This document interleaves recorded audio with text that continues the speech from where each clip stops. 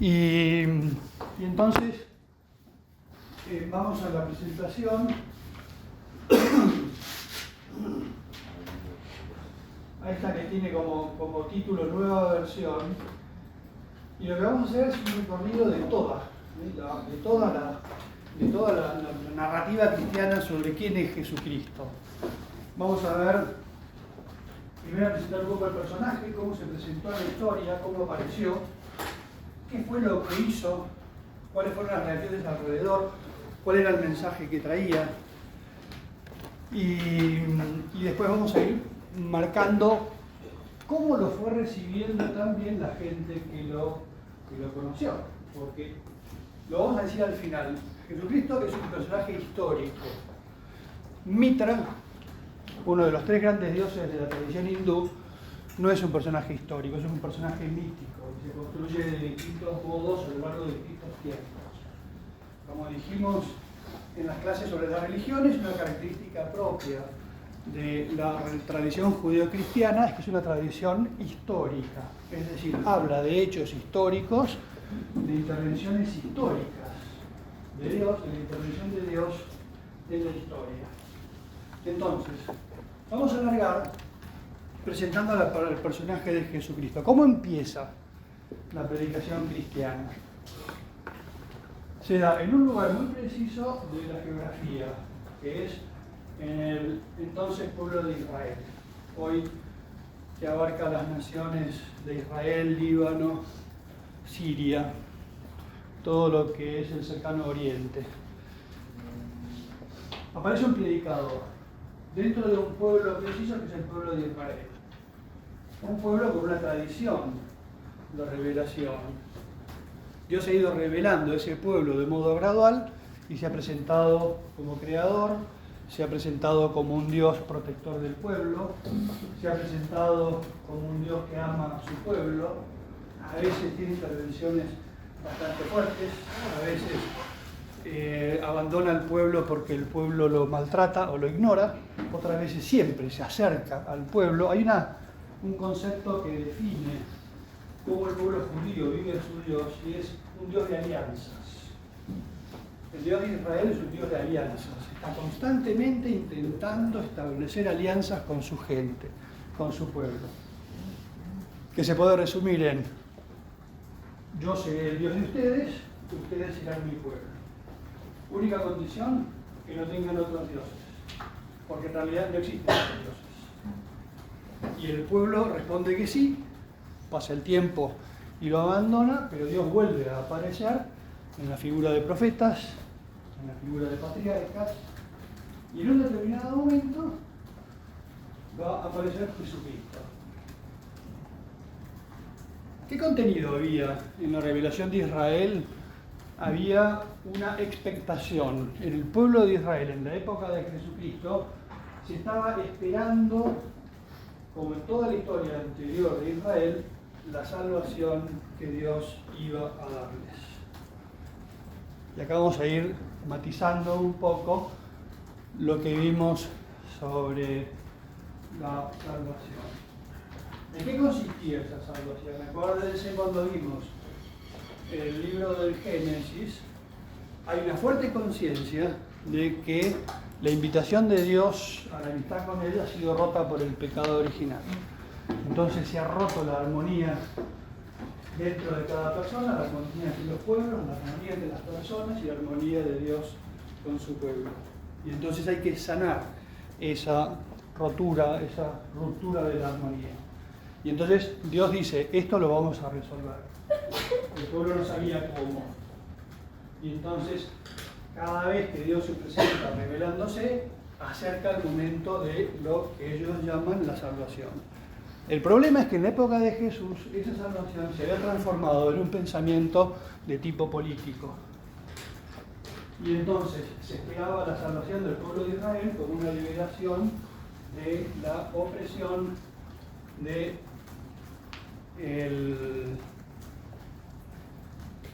poder político que reinaba en ese momento, que eran los romanos. Entonces se mezclaban dentro del pueblo judío esperanzas de salvación religiosa con esperanzas de salvación política. Entonces aparece un personaje, primero hablemos rápido de quién fue el precursor de Jesús, un profeta, que es Juan el Bautista, que comienza a decir, prepárense porque está por llegar el Redentor, está por llegar el Salvador, está por llegar la salvación de Israel, está por llegar el reino de Dios. Utiliza todas esas palabras. Y entonces lo que hace es conectar el personaje que va a venir con toda la historia de la salvación judía, de toda la revelación judía. En un determinado momento desaparece el intermediario y aparece un joven rabino. Piensan que al principio Jesús era más que eso, un joven rabino judío, como muchos otros rabinos itinerantes que había en la época, con una serie de características propias, pero aparecía un rabino más que empieza a predicar un mensaje lleno de contenidos bastante nuevos, o dichos, mejor dicho, de un modo nuevo. Engancha la vieja revelación judía con contenidos nuevos que vamos a señalar ahora, por lo menos en algunos de sus matices. Uno de los mensajes que más aparece en la predicación inicial de este joven rabino llamado Jesús, proveniente del pueblo de Nazaret, como ellos pensaban, porque se había criado en Nazaret, es la vivencia de una religión muchísimo más inclinada al interior que a la manifestación de hechos exteriores. Una vivencia religiosa desde el corazón más que desde actos que tuvieran que cumplir de modo ritual. Le da más importancia a la relación de cada uno con Dios a través del corazón que a través de otras manifestaciones, por ejemplo, el templo. El templo para los judíos era el lugar de la presencia de Dios, por lo cual peregrinaban al templo todos los años para tener un encuentro personal con ese Dios que estaba presente en el templo. Jesús también hace esas peregrinaciones, pero les dice, en realidad, Dios no está solo en el templo, sino que también está en el corazón de cada uno. Esto que podía parecer disruptivo en el momento no lo es tanto, porque hay muchos profetas del Antiguo Testamento que también habían hablado de que la religión había de vivirse sobre todo en el corazón y no solamente con prácticas exteriores. Por lo cual hasta ahí era como reeditar toda la buena predicación que había habido antes de su aparición. Empieza a predicar valores de alguna forma presentados de un modo nuevo, podríamos decir. Por ejemplo, empieza a hablar de Dios como un padre. El pueblo de Israel ya sabía que Dios de alguna manera era padre, pero para hacerse una idea de la densidad de la enseñanza, en todo el Antiguo Testamento la palabra Dios como padre aparece 17 veces. En el Evangelio y en el Nuevo Testamento aparece 170 veces, como para hacerse una idea de que estamos hablando de otra cosa. Él lo coloca en un lugar totalmente central de su predicación. Dios como un padre, y no como un padre cualquiera, sino como un padre que ama. De vuelta traigo a la memoria cómo la revelación judía ya había visto de alguna manera a Dios como un Dios que amaba a su pueblo. Todas las demás religiones del Oriente, de Babilonia, de Siria, de Persia, son dioses bastante problemáticos, porque se pelean con su pueblo, le mienten a su pueblo. Los dioses griegos ni te cuentan. Son traidores, no cumplen sus palabras, se aprovechan del hombre. Entonces, es un mensaje central, la predicación del Dios del que hablaba el Antiguo Testamento como un Dios bueno, un Dios que ama, un Dios que cuida a su pueblo. Otro de los valores que propone es el establecer una relación con ese Dios a través de una oración confiada. Acá todos los pueblos tuvieron, por así decirlo, oración. Pero la oración no es el miedo sumiso a un poder infinito, sino una oración confiada a un Padre que acompaña. Contenidos de las enseñanzas de ese joven rabino. Por acá podríamos decir todo bien, porque no había demasiada disrupción con el mensaje anterior, salvo el grado de magnitud de la presencia de un Dios Padre como verdaderamente Padre. Fíjense ustedes que una oración como el Padre Nuestro, que es central en la vida cristiana, justamente lo que está diciendo es cómo tengo yo que dirigirme a Dios. Si querés dirigirte a Dios de la manera adecuada, te dice Jesús, reza esta oración. Padre Nuestro que estás en el cielo, santificado sea tu nombre. Oración central para nosotros. Valores importantísimos que sí empiezan a tener ya una carga enorme en la predicación de este joven rabino es la experiencia del perdón, por ejemplo. El amor a Dios tiene que estar reflejado también en el amor al prójimo y en la capacidad de perdonar. Y entonces, ver un juego, esto lo ha hablado mucho el Papa Francisco, ayudarlos a descubrir cómo el perdón que Dios les da tiene que enseñarles también a ellos a perdonar a los que los ofenden. Tiene entra en juego una de las palabras más fuertes del Nuevo Testamento, a pesar de que estaba también en el Antiguo Testamento, es la palabra misericordia. Porque volvemos a lo de Ámbar, cuando uno dice que es central la predicación de la Trinidad, que es una comunidad de amor, esa palabra de amor es la palabra misericordia. Es un amor no de cualquier tipo, no es un amor, por ejemplo, que se hace superior al otro y que se acerca de un modo soberbio, sino que es un amor que conmueve. Misericordia lo hablábamos ahora con Bartolomé por la pregunta que me hizo sobre la compasión en el texto que tuvieron que leer para hoy. El lenguaje hebreo no tiene palabras abstractas. Ninguna de las lenguas arcaicas tiene palabras abstractas. La palabra compasión es bastante abstracta. Cuando un salmo quiere decir que estoy sufriendo emocionalmente una enorme tristeza, dice, me duelen los riñones. Porque no tiene palabras para hablar de las emociones, pero sí sabe que hay algo dentro que se le sacude y no le gusta. Entonces la palabra compasión está fuertemente ligada al útero femenino, al útero materno.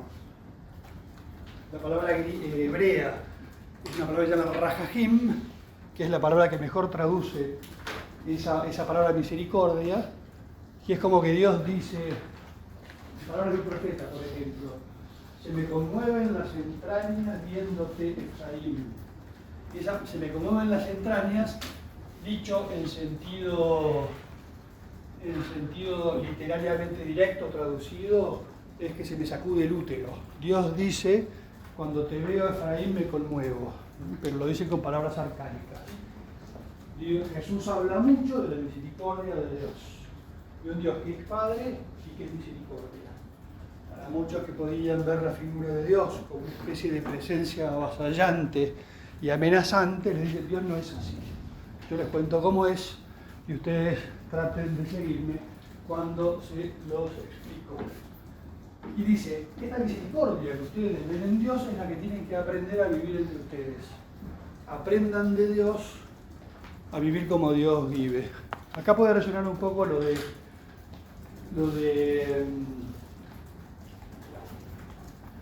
aquel momento en el cual un escriba, un especialista de la ley, le pregunta a Jesús, ¿cuál es el primero de los mandamientos? Y entonces Jesús responde.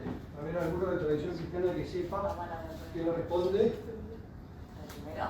Sí. Amar a Dios. ¿Y el segundo? No tomar tu No, ese es el segundo mandamiento. Cuando le pregunta, dice, el primero es amar a Dios sobre todas las cosas, y el segundo es parecido al primero. Amarás al prójimo como a ti mismo. En esos dos, dice Jesús, se resume toda la ley y los profetas. Ya Jesús lo que hace es potenciar ese mandamiento y empieza a hablar constantemente de que el amor de Dios tiene que mostrarse en el amor al prójimo. Y que el prójimo para mí es un hermano al que tengo que cuidar. Como Dios me cuida, como Dios nos cuida. Es asombroso en la figura de Jesús repito, de ese joven rabino que aparece por primera vez predicando de un modo nuevo, la atención que le presta a grupos que los antiguos rabinos de alguna forma no tomaban en cuenta, por no decir que despreciaban. Como saben, el papel de la mujer en la antigüedad estaba bastante limitado. No existían rabinos que tuvieran seguidores mujeres. Jesús acepta mujeres en su seguimiento, por ejemplo, y se dirige a ellas de un modo absolutamente único y se apoya en ellas. Se acerca a ellas para sanarlas, las toma en consideración, las defiende delante de situaciones en las que están en problemas y sobre todo las toma en cuenta. Y también hay un par de escenas en el Evangelio donde se ve cómo Jesús se acercaba también a los niños. Hay una escena muy linda del Evangelio en la que Jesús estaba bendiciendo niños. Vienen los apóstoles y les dice el Señor: dejad a los niños en paz, que de los grandes te están esperando. Y entonces famosa frase en la que Jesús dice: dejen que los niños vengan a mí porque el reino de los cielos es de ellos. Entonces los pone como modelo de cómo deberíamos vivir nuestra fe, como niños delante de nuestro Padre de Dios. Pero de vuelta es una forma de enseñar que choca y que introduce valores que antes no eran tan tenidos en cuenta. El asunto es que toda esta predicación va juntando gente y aparece una pregunta que aparece varias veces en el Evangelio. Por ahí anótenselo después, por ahí en el intervalo podemos buscarlo con algún buscador de las redes. Una pregunta que es clave en todo el Evangelio porque muestra cómo fue la vida verdadera de Jesús. La pregunta es: ¿quién es este hombre? Como dice un autor contemporáneo, visto desde ese momento, Jesús aparecía como un ser ambiguo. Porque por un lado decía cosas que eran ilusionantes, pero por otro ponía en duda determinadas convicciones de la vida judía. Entonces hablaba bien del templo, pero más o menos, hablaba bien de la ley, pero más o menos, hablaba bien de determinadas cosas, pero más o menos. Y entonces, varias veces se pregunta, el Evangelio recoge lo que era la recepción de esta predicación, una gran pregunta: ¿quién es este tipo? Entonces acá es donde el Evangelio tiene un modo de narración que interesa remarcar. Jesús va uniendo enseñanzas con signos. Signos es la palabra que los judíos utilizaban para hablar de lo que nosotros podemos llamar milagros. Cada una de las afirmaciones de Jesús estaban refutadas, primero porque eran enseñanzas enormemente atractivas, pero al mismo tiempo porque eran apoyadas de alguna manera por gestos que decían algo más. Ahí puse un título que dice: paralítico pesado, el pecado y salud. ¿Alguna vio The Chosen? ¿Saben lo que es? Una serie muy linda. Una serie muy linda es decir, cada obra de arte es una lectura de quien la construye un determinado fenómeno, ¿no? Entonces hay una serie contemporánea muy linda en la que aparece una imagen que a mí personalmente me gusta mucho de Jesús, que relata lo que quiero contar ahora. Una vez le acercan a Jesús un paralítico. 4 amigos lo traen delante de Jesús con un esfuerzo bastante raro porque había mucha gente y entonces no logran entrar en la casa. Se suben al techo de la casa, rompen el techo y lo bajan al paralítico para ponerlo delante de Jesús. Ya sabían que Jesús estaba haciendo signos. Entonces, el paralítico baja del techo, lo ponen delante de Jesús, Jesús lo mira y le dice: tus pecados te son perdonados. Piensen ustedes en los amigos del paralítico. ¿Para qué lo llevan al paralítico a Jesús? Para que camine. Y el pibe lo ve bajar y le dice: tus pecados te son perdonados. No me sirve. Tiene que ver con esto. Y para peor, estaban en ese lugar presentes varios escribas, varios especialistas de la ley judía y dicen: para perdonar los pecados solamente Dios perdona los pecados. Y entonces Jesús se hace cargo de la situación y entonces le dice: para que vean que tengo poder de perdonar los pecados, se dirigió al paralítico y le dijo, levántate, toma tu camilla y andate. Entonces, el paralítico se levantó, tomó la camilla y salió feliz caminando. ¿Cuál es el mensaje?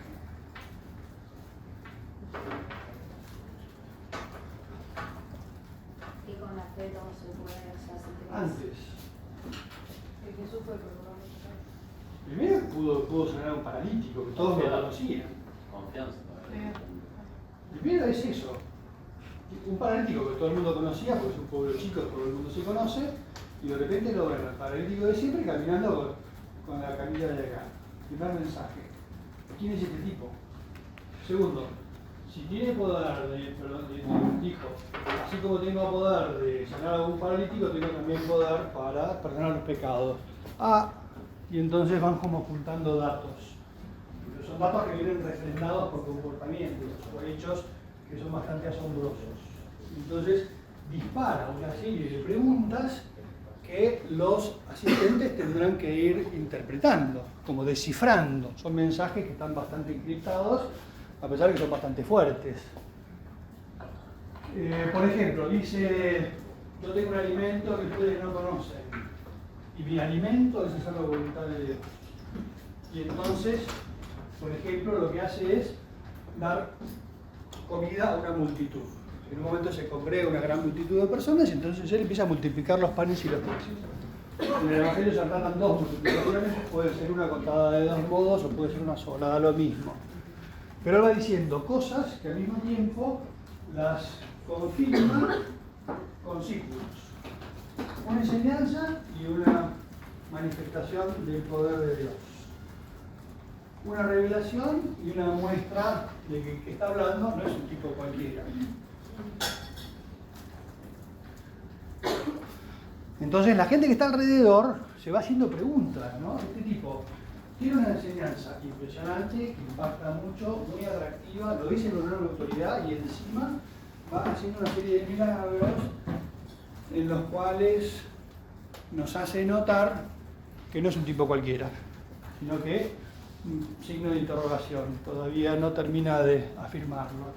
En un momento dice, yo soy la luz, una imagen que tiene que ver con la riqueza de la vida, con la plenitud, con la belleza, la luz tiene que ver con todo lo que es bueno, si uno lo contrapone a las tinieblas, pero se le acerca a un ciego, le pone las manos sobre los ojos y le dice que veas. Y entonces el ciego empieza a ver.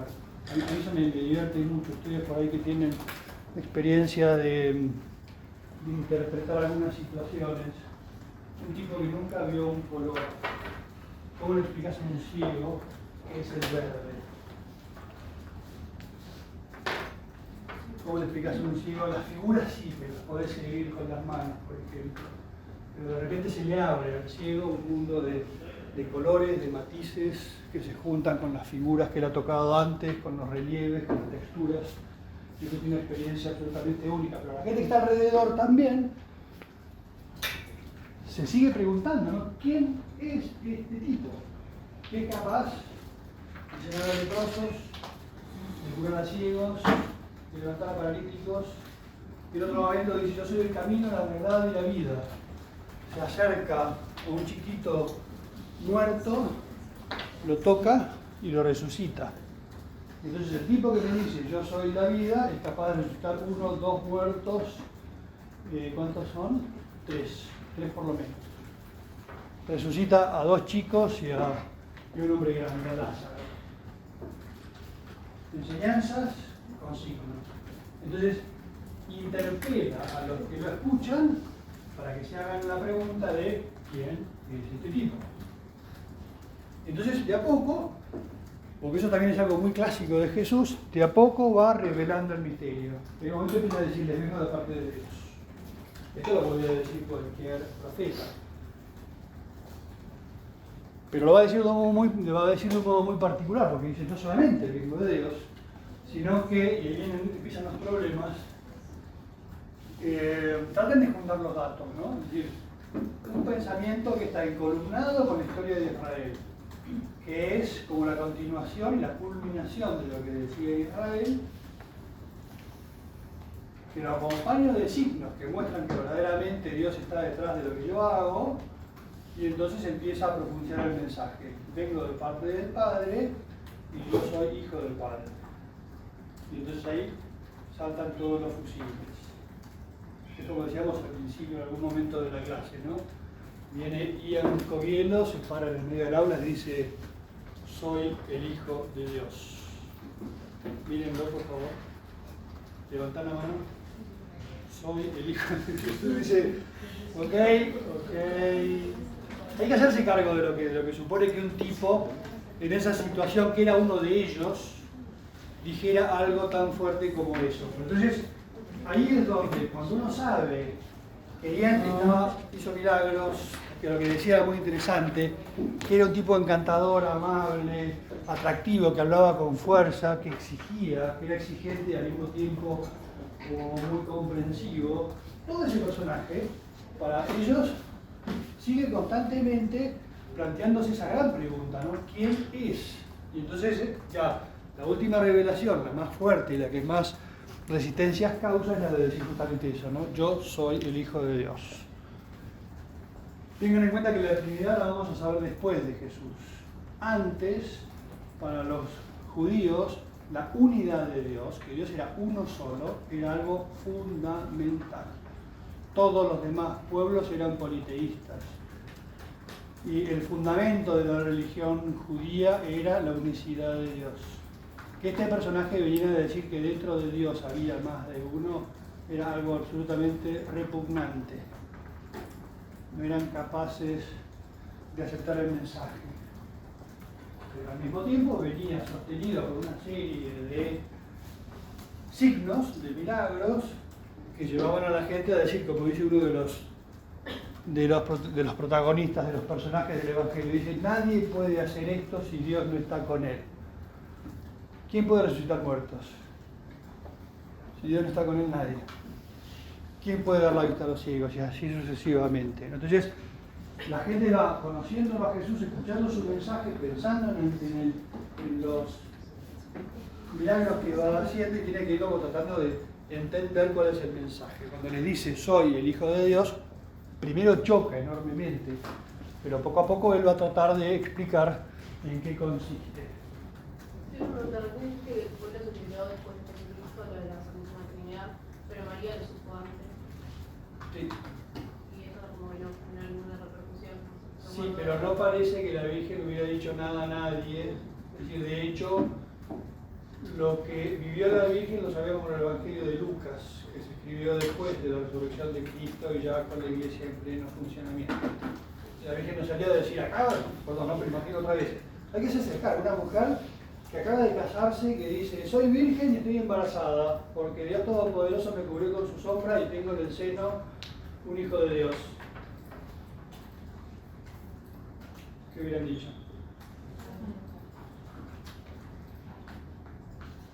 No.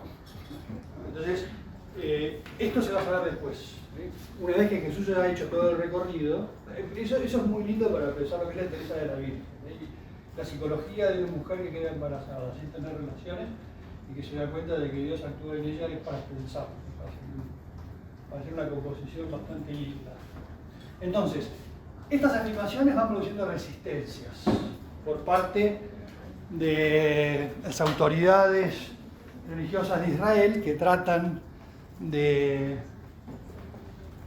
comprender quién es este hombre. Por un lado les asombra el modo de enseñar y la fuerza de lo que enseña, por otro lado de lo que afirma que a veces es insostenible o insoportable, y entonces se va organizando de alguna manera una resistencia que se va a ir transformando en una enemistad.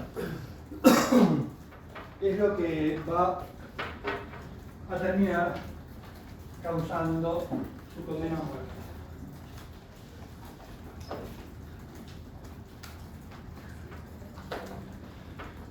Hacemos un breve impasse para explicar lo que sucedió alrededor de Jesús. Jesús es un rabino itinerante. Era una práctica bastante habitual dentro del pueblo judío maestros que caminaban de un lado a otro. Diferencias que había con los rabinos habituales de Israel. En Israel los seguidores elegían a los rabinos y se ponían en seguimiento de ellos. En el caso de Jesús es al revés. Él elige a seguidores.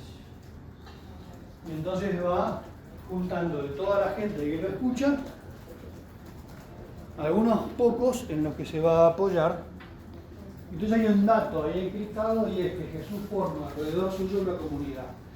No solamente un mensaje, sino que además forma alrededor suyo a un grupo de personas que después vamos a ver cómo les va a encargar que saquen adelante todo lo que él enseña.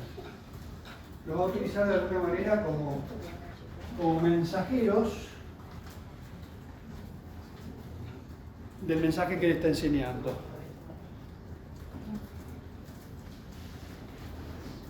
Mientras se va armando la resistencia a Jesús le llegan, francamente, claramente noticias de que hay gente que está tramando en su contra. Ya muy desde el principio, cuando hace las afirmaciones más fuertes, incluso cuando llega, tal vez el primer momento cuando resucita a Lázaro, es uno de los muchos milagros que hay, ya las autoridades judías deciden que hay que matarlo, hay que sacarlo del medio. ¿Por qué? Traten de interpretar por qué. Dice, si está haciendo cosas buenas, haciendo cosas lindas, ¿qué problema hay? ¿Por qué tenés que sacar Porque tiempo? amenazaba su poder. Qué típica respuesta del siglo XXI, me encanta. Está bien, está bien. Es una forma de interpretarlo. Nos está desbancando el poder. ¿Perdón? Es medio lo que te enseñan en catequesis. ¿Qué decían? Más o menos que el Hijo de Dios está ganando poder y pierde por el rey. Bueno, el rey no estaba metido acá. Sobre todo son las autoridades religiosas. No, además los hacía quedar medio como ridículos, porque decían todo lo que ustedes vienen predicando es un montón, ya no es más. O sea, o por ahí unas cosas así, pues las están haciendo bien. Sí, y aparte también los acusa muchas veces de vivir una religión hipócrita, que está hecha solamente de cosas exteriores y en el fondo no viven ni siquiera lo que enseñan, por lo cual los desautoriza bastante. Pero también háganse cargo de que una sociedad que estaba tan marcada por lo religioso, que vengan a cambiarte el mensaje. Lázaro no es el que le dijo a Jesús el que su hermano se murió y que le pida que lo resucite. Las hermanas de Lázaro. Ah. Eran tres hermanos, Marta, que era la más amiga de Jesús, María y Lázaro, y entonces ojo, él va, en realidad no se lo piden porque es, perdón, ¿alguna vez alguien vio resucitar a alguien? No. Al día de hoy, digo, yo tampoco. Entonces, cuando se te muere alguien, perdón, ¿sí? No, fue algo distinto. Estos que vuelven de un momento de muerte química, muerte cerebral, sí, horrible, digo, horrible la vivencia, ¿no? Pero impresionante lo que sucede. O sea, yo no lo vi, pero fue muy cercano. Mira, hay una investigadora, es decir, no es una versera, que ahora se me borró el apellido, un apellido doble alemán, que ha hecho investigaciones de decenas de miles de personas que han pasado por lo que llamamos una muerte clínica. Y entonces es muy fuerte. Tengo en la punta de la lengua el nombre de esta mujer. Entonces ahí no sabemos muy bien decir qué es, pero traer de la muerte a una persona 3 días después de haber muerto, eso sí que es una resurrección. Lo otro todavía podemos llegar a manejarlo con un cierto grado de categorías científicas, porque podemos decir que no sabemos muy bien lo que es la muerte, pero la visión de la luz, del túnel, de la revisión de la propia vida, experiencias que han hecho quienes han llegado hasta las puertas de la muerte, de eso hay bastantes cosas registradas que hay que tratarlas con respeto. Entonces, me perdí un poco de lo que estaba diciendo, que Jesús va a formar alrededor suyo a una comunidad de personas a las que va a enseñarles y a pedirles que continúen con lo que él está haciendo. ¿Qué es lo que está sucediendo en el intervalo? Es que las fuerzas contrarias a la enseñanza de Jesús terminan por decidir darle muerte. Entonces llega el momento verdaderamente de la muerte de Jesús. Curioso que durante toda su predicación Jesús anuncia que la muerte forma parte de su camino. Es decir, que no es un suceso que lo tome por sorpresa, sino que es algo que él sabe que va a suceder. No lo desea, pero sabe que forma parte de una serie de hechos que se van a ir verificando a lo largo de su vida. No es una sorpresa, una coincidencia maldita, una especie de momento en el cual los factores políticos y religiosos se juntan en contra de un personaje, como pasa a veces, que pasan cosas raras de golpe, sino que es algo que él sabe que va a suceder. Y además, que lo acepta. ¿No sabe desde siempre? ¿Cómo? ¿Sabe desde siempre?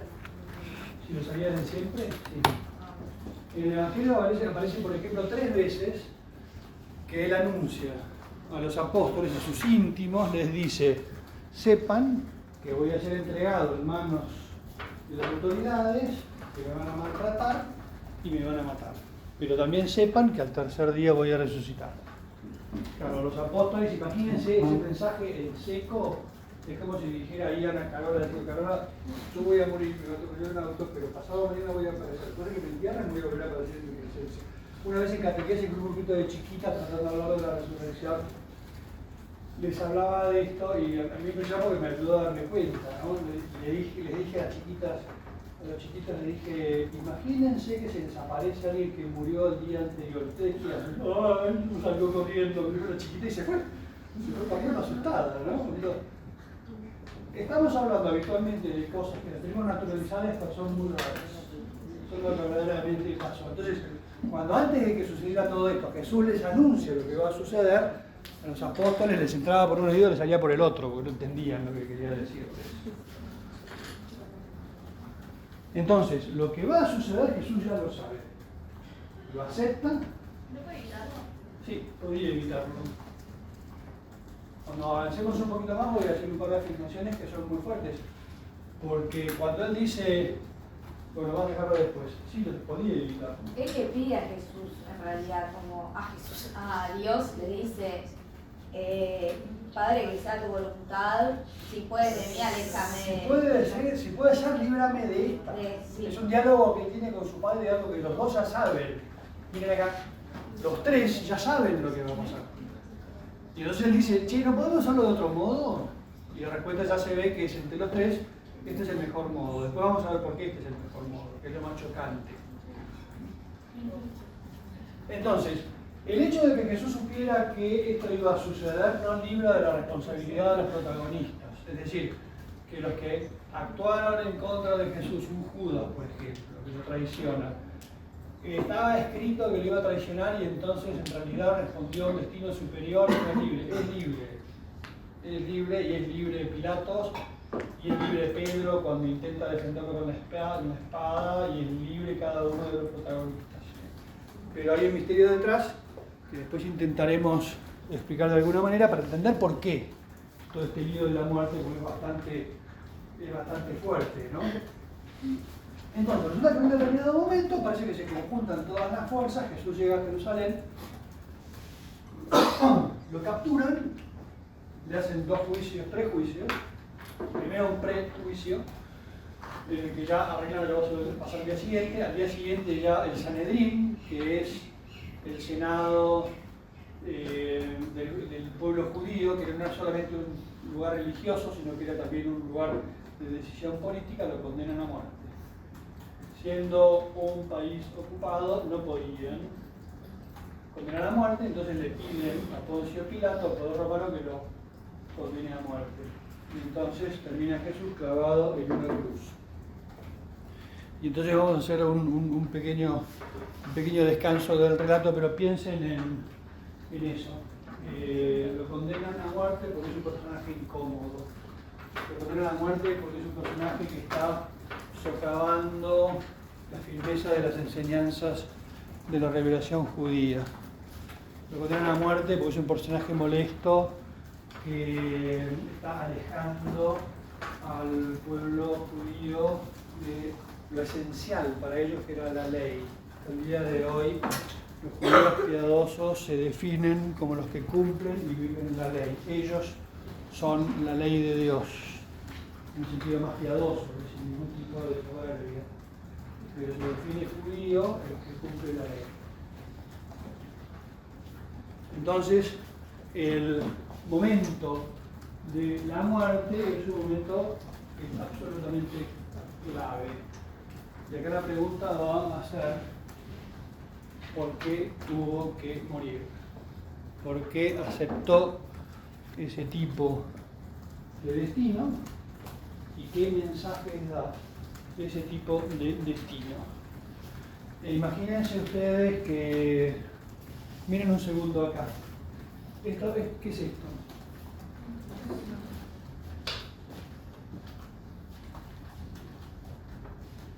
Escríbanlo.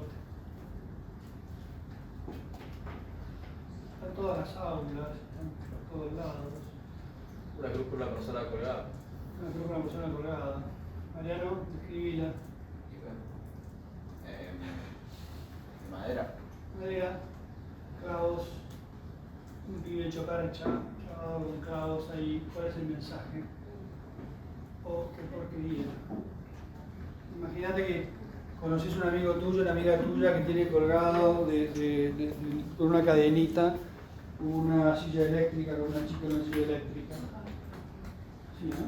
Horrible. Entonces, ¿qué es eso? Ese es mi Dios, te dice. ¿Cómo? No entiendo. Entonces, el mensaje de la cruz lo tenemos naturalizado los que pertenecemos a Argentina, es un país de tradición cristiana. Pero hay que tratar de entender ese mensaje, porque acá lo que preguntaba Carol es importante. Este tipo era el Hijo de Dios, este tipo verdaderamente era el Hijo de Dios. Quiere decir que él mismo, miren acá un segundo, él mismo es Dios. Y si es Dios, quiere decir que es todopoderoso, que hubiera podido hacer cualquier cosa, hubiera podido ser así y tirar abajo a todo el Imperio Romano, hubiera podido defenderse de todos los soldados que lo atacaron, hubiera podido destruir el templo, hacerlo volar en pedazos sin que muriera nadie, cumpliendo todo lo que hubiera ocurrido, hubiera podido hacer cualquier cosa, porque el poder lo tenía. Sin embargo, deja que los sucesos se vayan dando, y entonces la gran pregunta es: ¿por qué es un signo de amor la cruz y no solo una muestra de morbo? Hagamos un momentito piénsenlo. Ahora entre ustedes con el de al lado, hagamos un pequeño break de pensar esta preguntita. Porque puede parecer, es muy importante, y esto es típica pregunta de parcial, de final, cuando presenten los trabajos prácticos, esto lo vuelvo loco siempre. ¿Por qué la cruz es un signo de amor y no una muestra simplemente de morbo? Ahí estoy pensando que hay muchos personajes en la religión. ¿Conocen el mito de Dionisio? El dios que resucita en cada primavera es destruido en el invierno, roto en pedazos, pero en cada primavera se juntan los pedazos y resucita para dar vida nuevamente y se celebra con fiestas y con borracheras. En el texto del Aguiló. Efectivamente. Que se mezcla la resurrección de Cristo con el mito de Dioniso, por ejemplo. Perdonen, pero fíjense lo que hay que lograr es que lo de Magdalena, que también es uno otro, y es ir juntando los datos, porque todas las cosas que estamos viendo están bastante en serie, están bastante conectados. Dedíquenle, please, 5 minutos a pensar en esto y a ver si hay alguna respuesta que me ayude a seguir adelante. ¿Por qué la cruz de Cristo es una muestra de amor?